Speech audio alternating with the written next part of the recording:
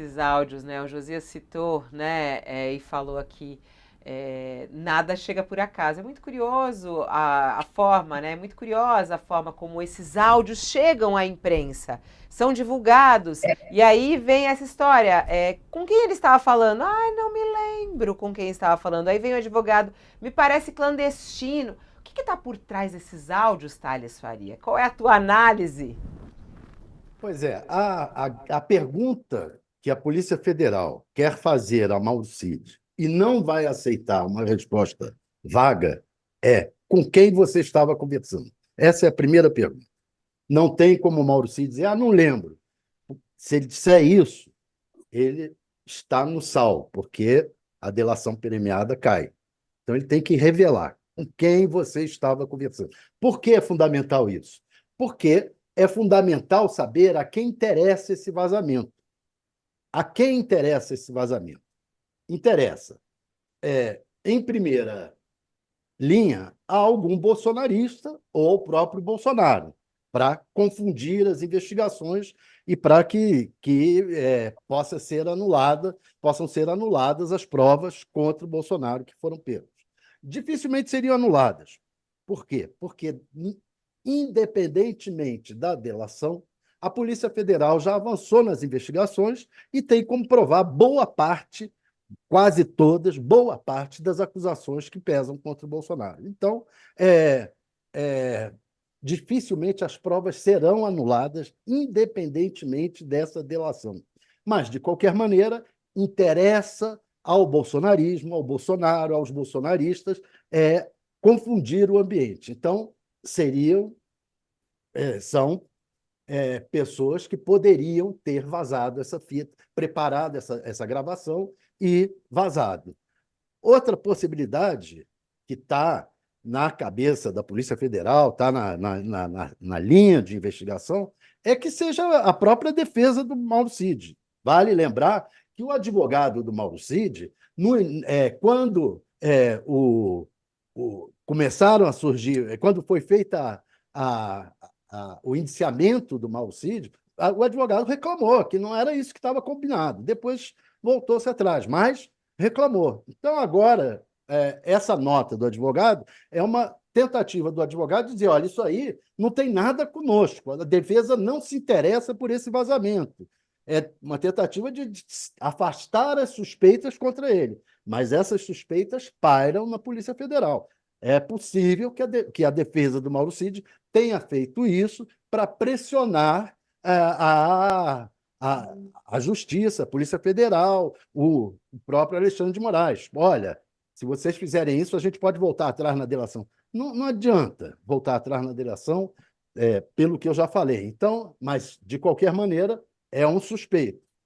E então, o que, que ocorre? A outra suspeita é a família do Mauro Cid. Quando o Mauro Cid diz que não se lembra quem fez, ele joga suspeita sobre si mesmo e sobre a família dele. Porque não se lembra? Como não se lembra com quem ele conversou isso? É inevitável. Então, é inevitável que ele lembre. Então, quando ele diz que não se lembra, ele joga a suspeita sobre si de que tem interessado a ele esse vazamento. Então, a linha de investigação agora é saber com quem ele conversou e a que interesses, por que interesses veio esse vazamento. É isso que vai determinar se a polícia, se o Alexandre de Moraes, se a Polícia Federal passam a considerar válido ou não a delação do Mauro Cid. Se não, olha, tchau e benção, você está no sal e vai ser processado junto, não estamos dependendo tanto de você no momento, e pronto. Mas havia um acordo. Então, essa é a grande questão agora que a Polícia Federal vai se debruçar nesse depoimento com o Mauro Cid hoje. A Carla, quando fez a primeira fala aqui, você até trouxe, né, Carla, que O que está por trás disso? Que é muito estranho como tudo isso aconteceu, como esses áudios surgiram e até o conteúdo desse áudio. Porque se tem aí por trás um interesse em pressionar Alexandre de Moraes, em liberar o conteúdo da delação de Mauro Cid, para que a defesa de Bolsonaro se prepare melhor, é um tiro no pé do próprio Mauro Cid, né? Porque se ele perder a delação, né, é prejuízo para ele também, né, Carla? Na sua análise, o que se diz aí, o que deve estar por trás dessa divulgação desses áudios? Então, Fabiola, o que está acontecendo? A gente está falando de um grupo liderado pelo ex-presidente Jair Bolsonaro, que trabalhou junto durante muito tempo e que seguia as ordens, até a última instância, do presidente Bolsonaro, né? O Cid era o ajudante de ordens, o homem-sombra, e aí outros personagens aí que estão envolvidos, por exemplo, o general Braga Neto, que era candidato a vice, que também foi pego em áudios aí fazendo uma narrativa parecida, mas não era a Polícia Federal que ele atacava naquele momento, era os próprios comandantes do Exército, né? Ou seja, com uma teorias, né, narrativas mesmo, que a gente não consegue fugir dessa palavra, impressionante, né? Mas porque são narrativas que são comuns a esse grupo. O que acontece? Esse grupo agora, cada um está num estágio, né, jurídico, digamos assim. Depois dos depoimentos de Freire Gomes e de Batista Júnior, como o Josias lembrou aí, que foi semana passada, que a gente ficou vendo esses depoimentos todos, sexta-feira passada, tudo isso, o que acontece? Chega um momento em que as defesas vão começar a buscar digamos, salve-se quem puder, né? Então, por exemplo, há outras investigações avançando em relação a Braga Neto no Rio de Janeiro. Quando o Braga Neto, quando teve aquela quinta-feira de muitos depoimentos de general, o próprio Exército pediu para vistoriar a área de uma eventual prisão para generais. Isso é uma questão que se fala, não é uma coisa difícil de ver, mas, por exemplo, só para lembrar, na época da pandemia da Covid, com Pazuello sendo um general, com milhões de mortes, todo o governo fazendo todo aquilo que a gente viu e que resultou numa tragédia, não se falava em prisão de general. Hoje em dia, aqui em Brasília, a prisão de um general é algo que paira quase como pelo ar de algo que vai vir a acabar acontecendo. Então, eu não sei, eu acho que é leviano, acho que a gente tem que apurar, a pergunta de com quem Cid estava falando e com qual interesse, são as perguntas que, obviamente, a gente vai se debruçar para apurar e a gente vai tentar colocar essas peças no quebra-cabeça, mas é fato de que é muito provável que haja aí um fogo amigo mesmo, né?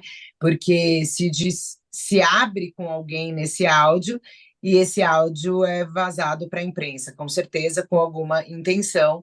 Então, eu não sei, eu não consigo ainda fazer palpites e apontar suspeitos, digamos assim. Mas eu acho que essas respostas preenchem quebra-cabeças importantes. E aí, uma curiosidade só, bobeira, mas esses dias aqui, semana passada, acho, o Bolsonaro passou pelo prédio da redação do UOL aqui em Brasília. Tava até um tumultozinho, assim, parece que o Bolsonaro tá aí e tal. Eu tava tomando um café embaixo do prédio, e aí ele passou. E aí eu fui atrás dele rapidamente, né? Perguntei alguma coisa ali, convidei para uma entrevista, não sei o quê, e os seguranças em volta ali, e aí eu falei para ele, presidente, o que o senhor tá achando da delação do Cid? E aí ele só respondeu, não vi. Aí eu falei, mas o senhor acha que ele traiu o senhor? Daí ele fala, não vi.